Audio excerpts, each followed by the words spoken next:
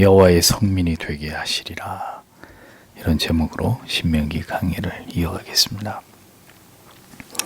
출애굽한 이스라엘 백성들에게 약속의 땅을 허락하시고 이제 그들이 그곳에서 어떠한 가치를 추구하며 선민으로서의 삶을 살아가야 하는지를 하나님께서는 이스라엘 백성들에게 말씀을 통해서 거듭 그것을 교훈하시고 깨닫게 하셨습니다.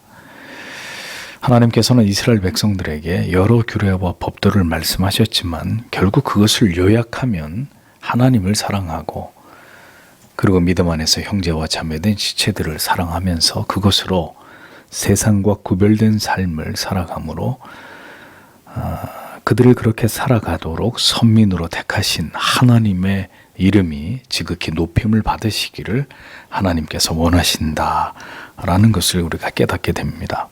택자와 불택자로 하나님의 작정 속에 이렇게 사람들을 구별하신 것은 이렇게 하나님 안에서 하나님을 경외함으로 구별된 삶을 살아가는 존재들과 그렇지 않은 존재들을 세상에 공존케 하심으로 각각의 그들의 살아가는 삶의 모습과 그 내용을 통해서 하나님의 뜻을 이루시기 위함에 있다라는 것입니다. 자기 백성들에게 선과 자비와 인자와 사랑을 베푸시며 유기된 자들로 하여금 하나님의 구별된 자녀들이 살아가는 그 삶의 방식, 그들의 삶이 보여주는 그 탁월함, 그리고 하나님을 향한 그들의 충성과 경외와 사랑 등을 드러내심으로 이 세상 속에서 그 하나님의 이름과 그 존재하심이 지극히 높아지고 영광을 받게 되는 것을 하나님께서 원하시는 것이다 라는 겁니다.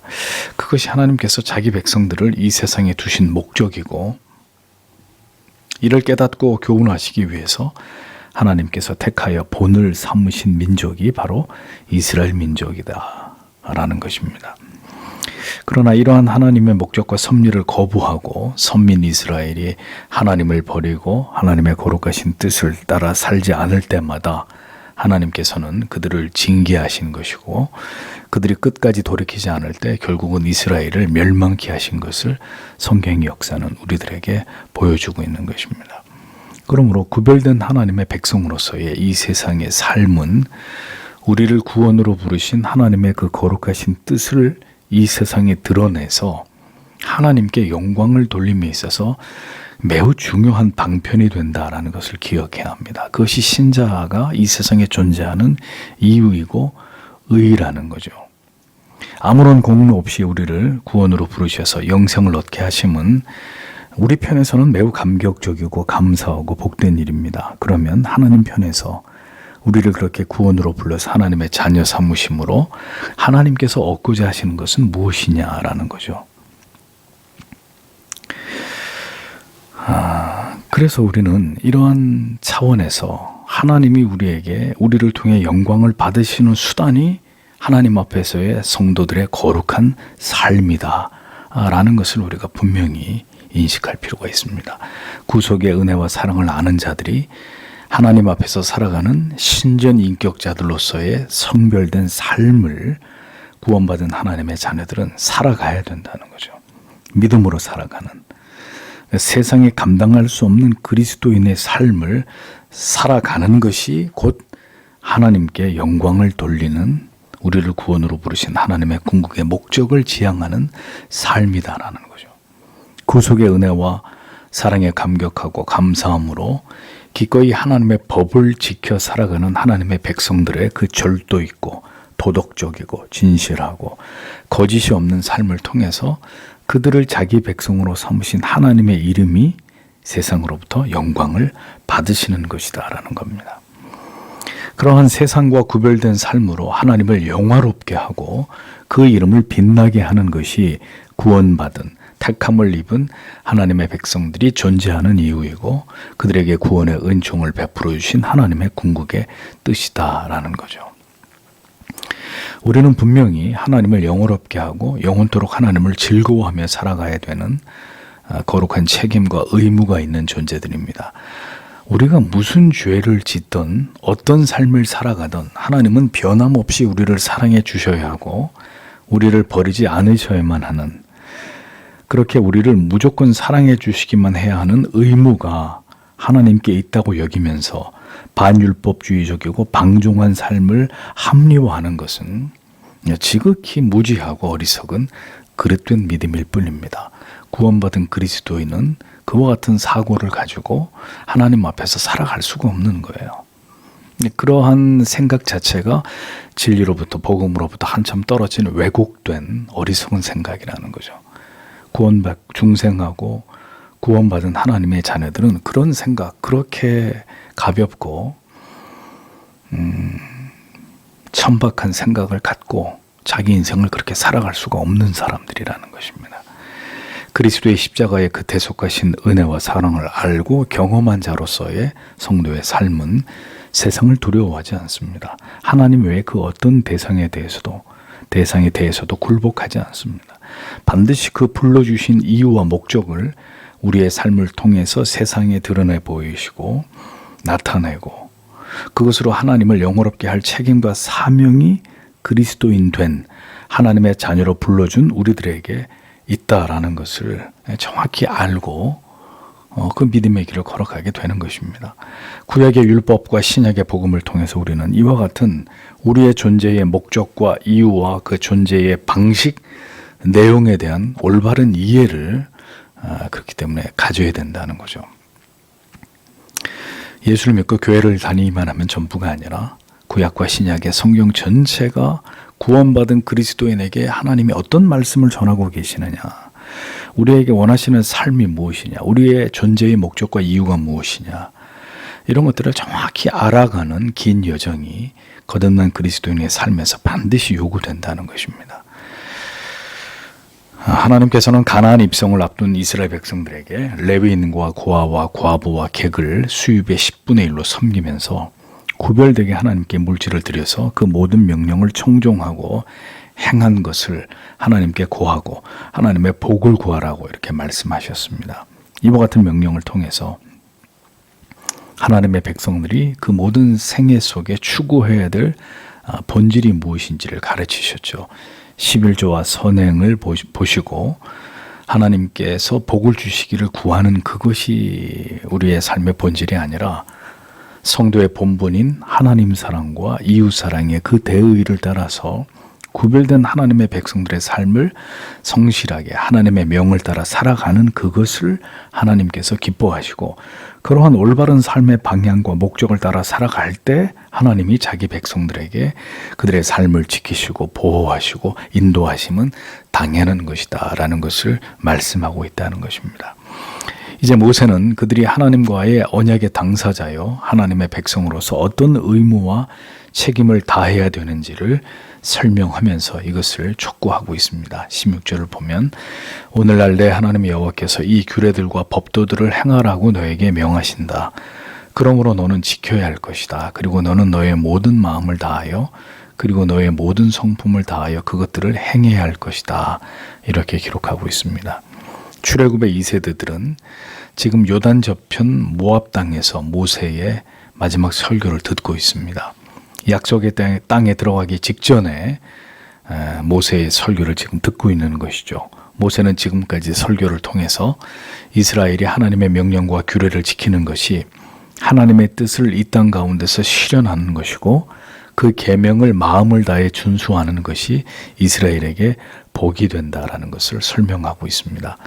복을 받기 위한 목적을 지금 가르치고 있는 것이 아니라 선민 이스라엘이 하나님의 은총을 입은 이유와 목적, 하나님과 그들이 어떤 관계 속에 있는지를 명확하게 가르쳐서 그들이 자기들의 정체성을 잊지 않도록 하기 위해서 하나님은 모세를 통해서 거듭 이와 같은 진리를 가르쳐 말씀해 오신 것을 우리가 볼 수 있습니다. 이스라엘은 누구입니까? 그들이 존재하는 목적은 무엇입니까? 성경을 통해서 우리가 초점을 맞춰야 되는 것은 바로 이런 문제들입니다. 왜냐하면 이 문제가 바로 우리에게도 그대로 직결되어서 하나님의 자녀로서의 우리의 삶의 이유와 목적을 설명하는데 아주 중요한 부분을 차지하기 때문입니다.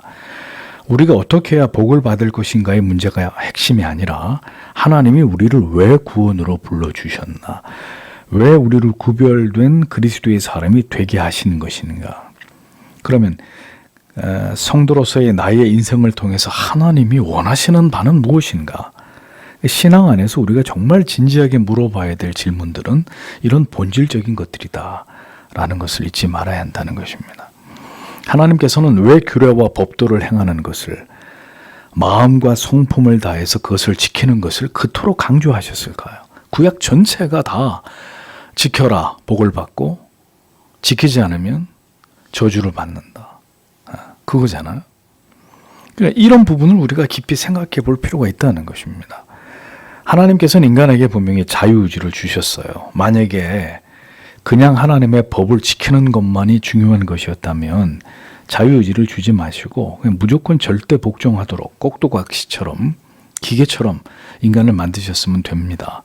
그런데 하나님은 그렇게 하지 않으셨죠. 하나님께서는 인간에게 말씀하십니다. 그리고 하나님이 어떤 분이신지를 끊임없이 계시를 통해 보이십니다. 왜 우리를 지으시는지를 설명하시고 우리에게 뭘 원하시는지를 가르치십니다. 그리고 그 사랑과 자비와 긍휼과 공의의 하나님을 우리가 마땅히 기뻐하고 감사하며 지극히 사랑하고 경외하는 마음으로 우리의 자발적인 의지를 통해서 그렇게 하나님의 뜻대로 순종하고 그 자녀된 삶을 살아가기를 하나님이 원하신다는 거죠.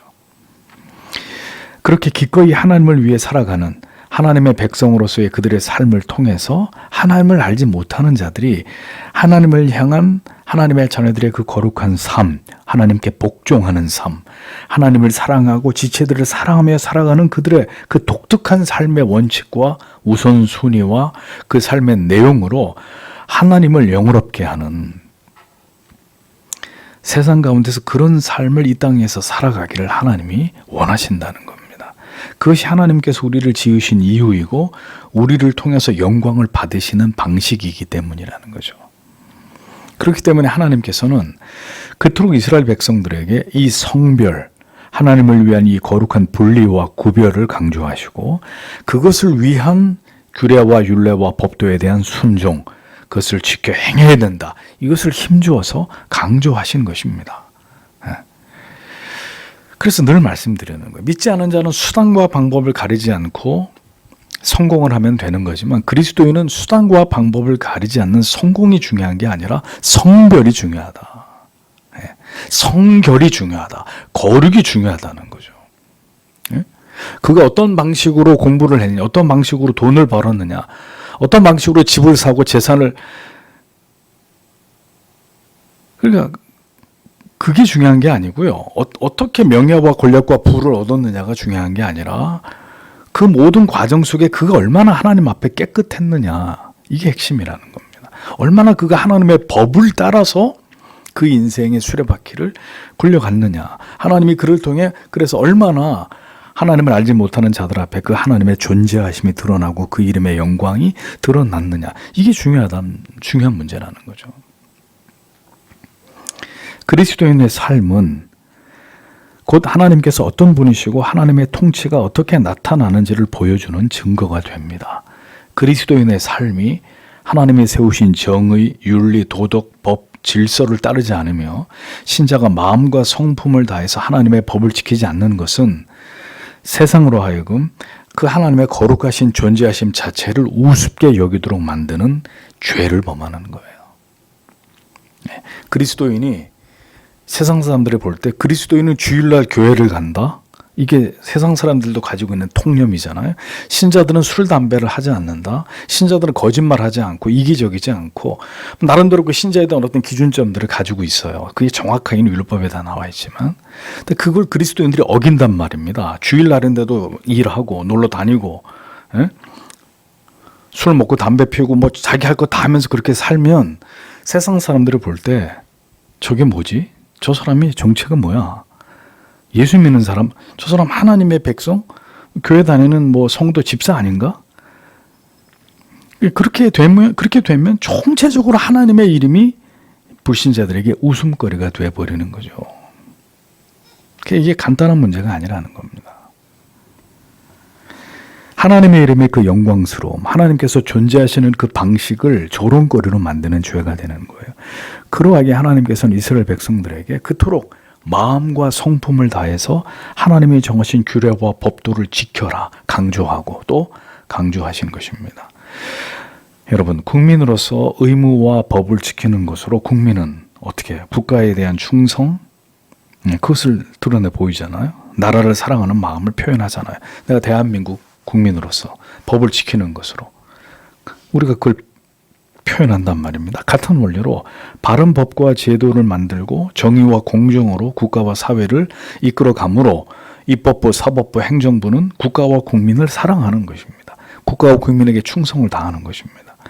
바른 법과 제도로 사람들이 행복하고 평안하고 안전한 삶을 살아가게 만들어야 되는 그 숭고한 책임과 의무가 정부에 있단 말이죠. 그러니까 하나님의 법 또한 마찬가지라는 겁니다. 그 법을 지키는 자들의 그 성품, 그들의 성실, 그들의 정직, 그것을 통해서 하나님이 어떤 분이신지를 세상에 드러내고자 하심이 하나님의 뜻이라는 거죠. 그것이 하나님과 그 백성으로 살아가는 가운데 우리에게 요구하시는 하나님과 그 백성들과의 합당한 관계이고 그 관계를 세상에 표현해내는 방식이란 말입니다. 국민들의 의식 수준은 어디에서 나타나죠? 준법 정신에서 나타나죠. 선진 국가일수록 공중도덕을 비롯한 준법 정신의 높은 수준을 보여주죠. 후진국은요, 그 반대가 될 것입니다. 그렇다면 하나님의 나라의 백성들로서의 하나님을 향한 경외와 사랑으로 그 규례와 법도를 지킬 때 그 수준은 어떠해야 되겠습니까? 그래서 하나님이 말씀하시는 거예요. 마음을 다하고 성품을 다하여 지켜야 된다. 이렇게 말씀하시는 거예요. 하나님이 명하신 것을 너희의 마음과 성품을 다해서 지켜야 된다. 성품이라고 번역한 부분은 좀 아쉬움이 있어요. 이 부분, 이 원문은 네페쉬라는 단어인데 사실은 호흡, 생명, 혼이라는 의미거든요. 다시 얘기하면 마음을 다해야 되고 그 다음에는요 생명을 다해야 된다는, 생명을 걸어야 된다. 하나님의 법을 지키는 것에 있어서 그리스도인들이 적당히 대충 뭐 해도 그만 안 해도 그만 기회에 봐서 상황에 따라서 그게 아니라 마음을 다하고 속이지 않는 거예요. 내 마음을 그대로 내 마음을 다하고 그 다음에 생명을 거기다 걸어야 되는 거예요. 생명을 걸고 결연히 지켜야 된다는 거죠. 보다 강력한 의미로 사실은 이 말씀이 기록이 되어 있습니다. 하나님이 명하시는 것은 그 마음과 전인을 다해서 생명을 다해서 그를 지켜내라라는 것입니다. 그게 지켜 행하는 것입니다. 하나님을 신앙하는 것은 가변적인 게 아니에요. 내 형편이나 처지, 환경에 따라서 가변적인 게 아니고요. 성경은 어디에서도 그렇게 하나님을 신앙하는 것을 용인하고 있지 않거든요. 하나님과 그 백성과의 관계는 그렇게 가볍고 별 중요하지도 않은 그런 가치가 아니란 말입니다. 그래서 하나님께서 이스라엘 백성들과 율법을 언약을 세울 때 아브라함과 언약을 맺을 때 어떻게 하셨어요? 짐승을 쪼개가지고 그 사이를 지나가게 하셨잖아요. 짐승을 반으로 쪼개서. 예? 얼마나 무서운 현장이에요. 그 피가 철철 흘러넘치는 짐승이 반으로 쪼개진 그 사이를 지나가면서 하나님과 언약, 그게 무슨 뜻입니까? 안 지키면, 하나님과의 약속을 지키지 않으면, 지켜 행하지 않으면 너희가 죽는다는 거예요. 이 쪼개져서 피를 처참한 모습으로 죽어있는 이 짐승처럼 하나님과 이런 약속을 어기면 죽는다는 거죠. 그렇게 가벼운 관계가 아니야. 하나님의 율례와 법도를 따라서 살아라, 지켜라. 그것으로 너희의 존재를, 나의 이름의 영광을 세상에 드러내라. 그것을 마음과 생명을 다해서 행해라. 장난이 아니란 말이에요. 이것이 그냥 가벼운 문제가 아니라는 거죠. 그래서 이 진리를 성도들이 분명히 깨닫고 이해해야 된다는 것입니다. 17절과 18절 보십시오. 오늘 내가 여호와께서 너에게 하나님이신 것을, 그리고 그의 길들 안에서 행할 것을, 그리고 그의 규례들과 그의 명령들과 그의 법도들을 지킬 것을, 그리고 그의 음성들을 들을 것을 인정하였다. 그리고 여호와께서 너에게 약속하신 대로 오늘날 그를 위하여 보배로운 백성이 되게 하실 것을, 그리고 그의 모든 명령들을 지킬 것을 너에게 인정하셨다. 이렇게 기록되어 있습니다. 하나님께서는 모세를 통해서 이스라엘 백성들이 가나안에 살아가면서 그들이 분명하게 지켜 행해야 될 바를 말씀하셨어요. 인정하고라고 번역된 원문의 의미는 내가 공언하였다, 이런 뜻이에요. 그러니까 이스라엘 백성들에게 하나님께서는 그들의 그들이 하나님을 그들의 하나님으로 인정하고 확언했다라는 사실을 말씀하고 있는 거예요. 그러니까 이스라엘이 하나님을 여호와 하나님을 우리의 하나님이다라고 인정했다는 것입니다. 우리는 하나님을 믿는 하나님의 백성이요라는 사실을 이스라엘이 외부적으로 분명히 이것을 공언했다, 분명하게 알렸다는 거예요. 또 그 도를 행하고 그 규례와 명령과 법도를 지킬 것이며 우리는 하나님의 말씀을 들을 것이라고 역시 공언했다, 확언했다. 외부에다가 우리는 하나님의 백성이고 하나님은 우리의 아버지시고 우리는 그 말씀대로 살 것입니다 라고 너희가 내 자녀들이 되었을 때 너희가 그것을 공언했다, 이것을 상기시키고 있습니다. 하나님께서는 이스라엘 백성들이 대외적으로 이제 그들이 여호와 하나님을 자기들의 신으로 인정하고 그로 인해서 하나님의 모든 규례와 명령과 법도를 지켜 행하고 하나님의 말씀을 청종할 것을 공언한 사실을 말씀하셨습니다. 이는 이스라엘이 분명하게 하나님을 경외하는 그 백성이라는 것을 스스로 인정하고 그렇게 살아가고 하나님을 경외할 것을 천명했다라는 그런 의미입니다. 그러니까 그게 뭐냐면 이스라엘의 정체성이에요.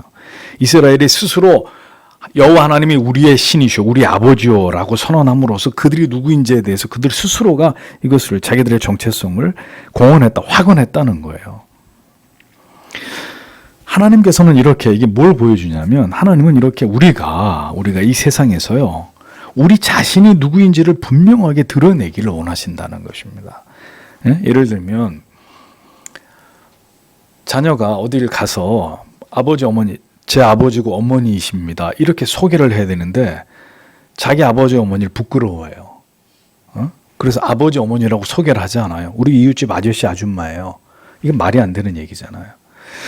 그러니까 하나님은 이 세상에서 살아가는 동안에 우리가 세상에 대해서 우리 자신이 누구인지를 분명하게 드러내기를 원하신다는 거죠. 즉 하나님이 우리의 아버지십니다. 우리는 하나님의 자녀입니다. 이것을 분명하게 그 누구에게라도 알게 하기를 원하신다는 거예요. 믿지 않는 가족들에게 나 예수 믿는 나 신자입니다. 아버지, 제가 예수를 믿게 되었습니다. 아버지 아들이. 여보, 나는 이제부터 신자가 예수를 믿는 하나님의 자녀가 되었소. 얘들아, 아버지는 이제 예수를 믿게 되었단다. 어머니는 이제 예수를 믿는 하나님의 사람이 되었단다. 직장에서 저는 크리스찬입니다. 저는 예수를 믿습니다. 저는 주일날 교회 가서 예배를 드립니다. 우리가 살아가고 있는 동네에서, 학교에서, 우리가 어디에 있든지, 우리가 누구를 만나든지 우리가 누구인지를 밝히고 알리기를 하나님이 원하신다는 거예요. 너희에게서 내가 하나님이 되기를 원한다. 너희가 너희 입으로 나를 하나님이라고 부르는 그런 내 백성이 되기를 원한다는 거죠. 가나안 땅에 들어가더라도 이것만큼은 너희가 변함이 없어야 된다는 거예요.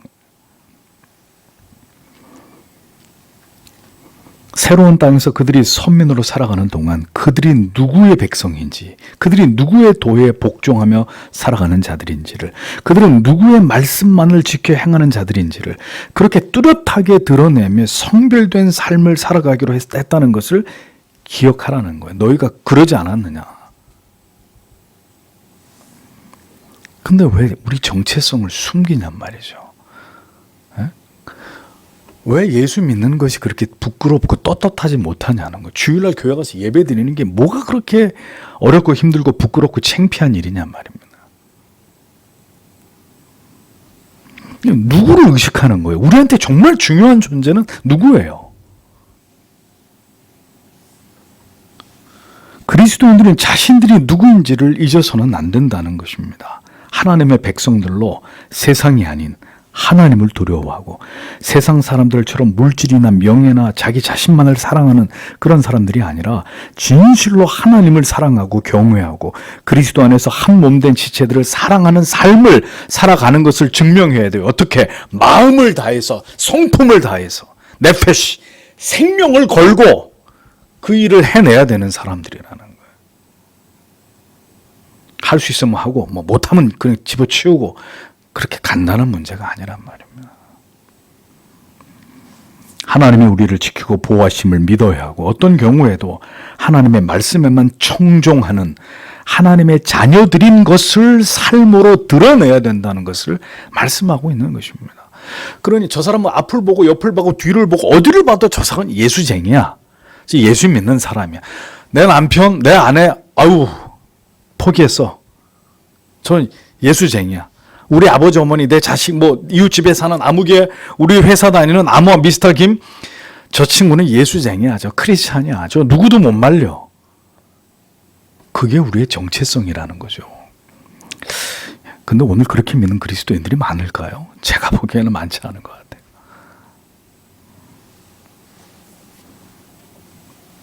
우리가 그렇게 하나님의 백성으로 하나님을 경외하고 사랑하며 살아가는 것을 언제나 확인하고 공언하는 삶을 살아가듯이 하나님께서도 그런 우리들을 하나님의 보배로운 백성으로 인정하신다고 말씀하고 있습니다. 보배로운으로 번역된 원문의 의미는 특별한 소유를 가리킵니다. 하나님께서 이스라엘을 매우 특별한 소유처럼 여기시고 보배롭고 존귀한 존재로 그들로 하여금 세상과 구별된 거룩한 백성들로 살아가도록 하시겠다. 이렇게 공언하고 있는 거죠. 너희가 나를 너희의 아버지라고 너희의 하나님이라고 공언했듯이 나 또한 너희가 내 백성이다. 너희는 내 것이다. 라고 공언했다 이겁니다. 이게 계약이잖아요. 계약. 하나님과 하나님 백성 사이에. 절대로 허물 수 없고 파기할 수 없는, 이게 변경될 수 없는. 성도 여러분, 신앙은 하나님을 인정하는 것입니다. 어떤 상황에서도 우리가 하나님의 백성으로서의 그 명령과 규례와 법도를 따르는 것이고 그것을 통해서 우리가 하나님을 경외하는 하나님의 자녀임을 드러내는 것입니다. 잠언 3장 6절은 너는 범사에 그를 인정하라. 그리하면 내 길을 지도하시리라 라고 말씀했습니다. 신앙은 우리의 모든 삶의 영역에서 우리의 삶의 모든 순간에서 하나님을 인정하는 것입니다. 우리의 삶이 곧 하나님을 경외하는 하나님의 백성임을 입증하는 수단이 되게 하는 것입니다. 언제나 하나님의 법과 규례와 명령을 추상같이 여기면서 그 법도를 그 하나님의 명령과 도를 지켜 순종하는 것입니다. 다시 말씀드립니다. 구원받으려고요? 아니요. 하나님께 영광을 돌려야 되는 구원받은 하나님의 자녀로서의 거룩한 하나님이 우리에게 부여하신 그것이 의무이고 우리의 존재의 목적이기 때문에 그래서 저는 여러분에게 율법주의를 말씀하고 있는 게 아니에요. 그렇게 우리의 신앙은 드러날 수밖에 없고 드러나야 합니다. 감춰주고 숨겨지는 건 신앙이 아닙니다. 드러나야 할 순간에 분명하게 드러나고 증명되고 공언되는 것이 하나님이 원하시는 믿음인 것입니다. 그렇게 감출 수 없고 감춰지지 않는 것이 하나님을 향한 경외와 사랑입니다. 사랑이 어떻게 감춰지나요? 하나님은 이스라엘과 하나님께서 이러한 관계이기를 원하셨던 것입니다. 하나님과 그 백성들과의 관계가 하나님께서 정하신 모든 율례와 법도와 규례를 지켜 행하는 것을 확증하고 세상에 그렇게 하나님을 신앙하는 하나님의 자녀들의 그 모습이 드러나고 나타나는 것을 하나님이 기뻐하시는 것이라는 거죠. 그러니까 이것이 가나안의 이스라엘 백성들을 살아가게 하신 이유라는 겁니다. 가나안 땅에 그들을 두시고 그들을 거기서 살아가게 하신 하나님의 뜻이라는 거죠. 다시 말하면 이것이 이 세상 속에서 하나님을 경외하는 자들로 예수 그리스도를 구주로 믿는 자들로 우리가 이 세상에 존재하는 방식, 살아가는 이유. 그래서 그것이 곧 하나님을 영화롭게 하는 삶, 이런 관계가 되는 것이라는 겁니다. 이러한 하나님의 뜻을 따라 살아갈 때 이스라엘은 다음과 같은 은총을 얻게 되는 것이죠. 19절에 그리고 칭찬과 명예와 영광으로 그가 지으신 그 모든 민족들 위에 지극히 높은 것을 너에게 주실 것을 그리고 그가 말씀하신 대로 내가 내 하나님 여호와를 위한 거룩한 백성이 되게 하실 것을 이라고 기록하고 있습니다. 보세요. 칭찬, 명예, 영광 모든 민족 위에 뛰어나게 여호와의 성민이 되게 하시겠다. 그 이유는 뭡니까? 그 이유가 뭐예요? 왜 이스라엘에게 이 같은 확고한 위치를 하나님이 보장해 주시는 것입니까?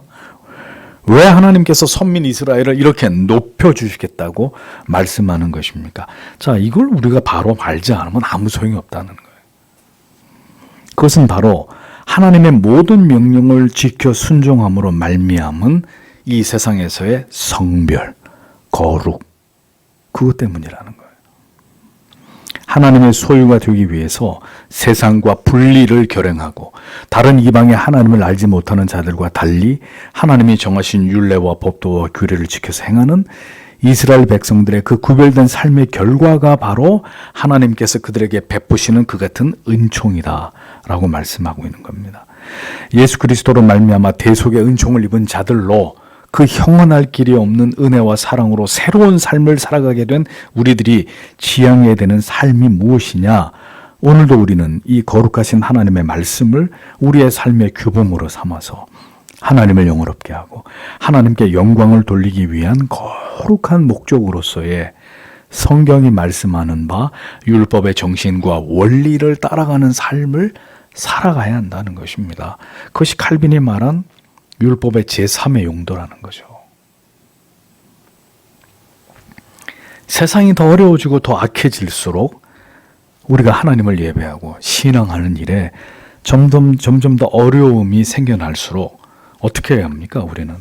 우리는 더욱 하나님의 말씀과 명령을 쫓아 세상과 구별된 여호와 하나님이 나의 아버지이시다. 내가 경외하는 하나님이시다라는 것을 증명해내는 삶을 살아가야 되는 것입니다. 다수가 가는 넓은 길로 그냥 같이 흘러가 버리면 되는 게 아니라 증명해내는 삶. 저들은 세상도 세상 법도 두려워하지 않고 저들이 믿는 하나님을 제일 두려워하는 사람들이야. 이게 드러내는 거잖아요. 신앙의 도를 지키면서 힘써 주의 길로 행하는 거룩하고 순결한 하나님의 자녀들의 삶을 지켜내야 되는 것입니다. 우리는 세상 속에서 성민으로 거룩한 백성으로 구별된 하나님의 백성들로 부름을 받은 자들이잖아요. 그렇다면 그 이유와 목적이 있을 것 아닙니까? 세상 사람들과 다른 삶을 살아가야 하는 거룩한 뜻이 우리에게 주어져 있잖아요. 하나님의 사람들로 살아가는 것, 하나님을 예배하고 세상과 구별된 거룩하고 성결한 삶을 살아가야 하는 것, 그것이 하나님께서 우리에게 요구하시는 삶이라는 거예요. 근데 그것이 때때로 연약한 인간인지라 무너지기 때문에 우리가 주님의 날, 주님 앞으로 나아와서 그 십자가 앞에 엎드려 또 그 피로 우리의 죄를 정결하게 씻으면서 그럼에도 불구하고 우리를 통해 그 선한 뜻을 이루시려고 하는 하나님의 목적을 알기 때문에 성령이여 나와 함께 하시고 죄를 이기게 힘을 주시고 세상에서 믿음을 가지고 살아갈 수 있는 능력을 달라고 기도하면서 그 신앙의 수레바퀴를 계속 굴려가야 되는 것이죠. 그게 우리가 존재하는 이유이고 우리가 살아가는 삶의 방식인 겁니다. 아니 그거 외에 다른 삶이 어디 있어요? 그리스도인에게. 그러니 어떤 경우도 이 흐름을 깰 수는 없는 거예요. 이 거룩한 의무를 우리가 접을 수는 없는 것입니다. 날마다 이것을 위해 성령의 도우심을 구해야 되고 성령의 뜻에 순복해야 하고 무엇보다 예수 그리스도의 십자가에 대속하신 은혜를 기억하면서 이신칭의 은총을 통해 결코 정죄받을 수 없는 신분이라는 사실을 기억하면서 그래서 우리가 지옥에 갈까봐 구원을 받지 못할까봐 하나님의 말씀을 따라 살아가는 것이 아니라 하나님의 영광을 위해서 계속 성도의 행보를 이어가는 그리스도인이 되어야 한다는 것입니다. 성도 여러분, 한 해도 주의 붙드심을 통해서 여기까지 올 수 있었습니다. 분명한 것은 하나님의 은혜 가운데 우리가 여기까지 분명히 올 수 있었고 그 뜻을 쫓아 그 거룩하신 그 하나님의 높으신 뜻을 쫓아서 그 말씀을 따라 살아가려고 하는 모든 하나님의 백성들과 교회들을 주님이 반드시 지키시고 함께 하시고 고난당할 즈음에 피할 길도 하나님이 반드시 열어주신다는 것입니다. 그러면 뭔가 이 시대의 그리스도인들과 교회들이 뭔가 하나님의 말씀을 탁 붙들고 끝까지 한번 가보려고 하는 이런 뚝심, 사실 그게 믿음이죠. 결국은 하나님을 경외하는 마음인데 그런 것들을 드러내 보여야 될 때 드러내야 되는데 이게 없단 말이에요. 믿음의 우리의 선조들과 우리의 차이점은 그들은 위기와 핍박과 환난과 곤고가 닥칠 때 더 강렬한 신앙의 빛을 발했다면 우리는 그대로 그냥 꺼져버리는 거죠. 그대로 소멸돼 버리고 그대로 세상과 타협해 버리고.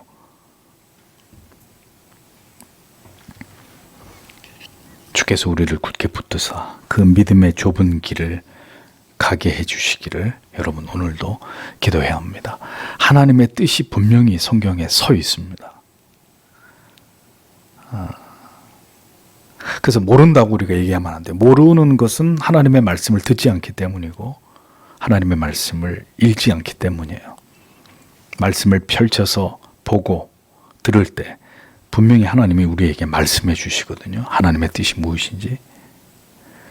그럼 계속 그 하나님의 뜻을 받아들일수록 우리는 더 분명해지고 우리의 마음의 뜻은 더 선명하게 세워지게 되거든요. 그래서 하나님이 붙들고 가는 거예요. 우리가 우리 자신을 붙들고 가는 게 아니라 계속해서 선포되는 하나님의 말씀이 교회와 그리스도인들의 성도들을 붙들고 가신단 말이죠. 그거거든요. 성경 전체가 우리에게 그 말씀을 하고 있는 것입니다. 올 한 해도 그렇게 붙들려서 왔습니다. 내년에도 우리가 간다? 천만에. 우리는 갈 수 없어요.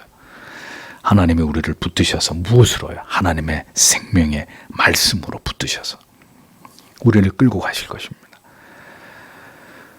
그러니 내년에도 하나님께서 더 풍성한 은혜로 진리의 말씀의 깨달음으로 우리를 사로잡으셔서 하나님을 아바 아버지로 부르는 자들답게 하나님이 우리를 하나님의 자녀로 부르신 그 목적과 뜻에 따라서 그 길을 계속해서 걸어가도록 하나님이 우리 모두를 붙들어 주시기를, 연약한 믿음의 성도님들에게 더 큰 믿음을 주시고 우리를 하나님의 자녀 되게 하신 이 본질을 잃어버리지 않도록, 어떤 말로도 이것을 부정할 수가 없잖아요. 우리가 말씀을 들으면 깨달음을 하는 걸 얻지 않습니까? 우리의 오성이 맞아, 그게 하나님의 뜻이야, 그렇지, 그 부인할 수 없는 거잖아요. 내년에도 하나님이 그렇게 우리를 붙드셔서 바른 믿음의 길로 행하도록 하나님께서 은혜 주시기를 오늘도 다 함께 기도하고 돌아가기를 원합니다. 기도하겠습니다.